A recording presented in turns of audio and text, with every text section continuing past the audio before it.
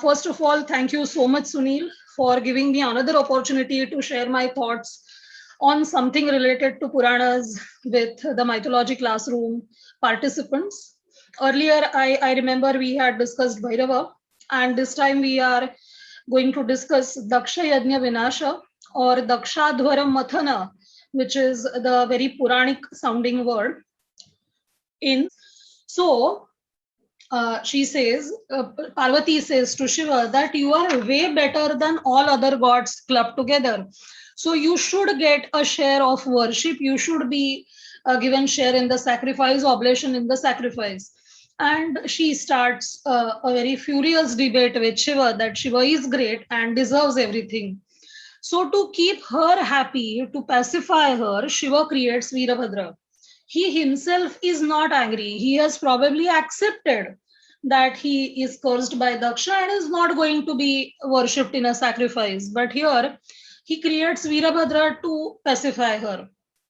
Again, there is a role of Bhadrakali, but here Virabhadra is said to have assumed a lion's form. Swasyam sutaya mudhatma putram utpadayishyasi. You will create a son, produce a son in Swasyam Sutaya, I mean your own daughter. Now, the cross reference that we can take is from Brahma running after his own daughter. So here Shiva is cursing his son, Brahma's son, to have a similar kind of an inclination with production of a son.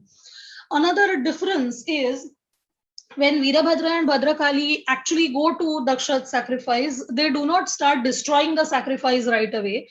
They peacefully ask for Shiva's share in the sacrifice first.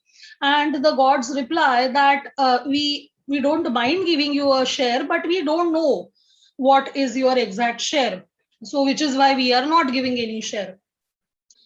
Right away, all the sages who were listening to this Puranic narration blamed and claimed that the Balarama has undertaken Brahma Hatya because a Suta in his seat of narration is also a Brahmana. So even a temporary Brahmana like that is also described by Puranas, but Virabhadra actually beheading Daksha is not taken as Brahma Hatya's sin.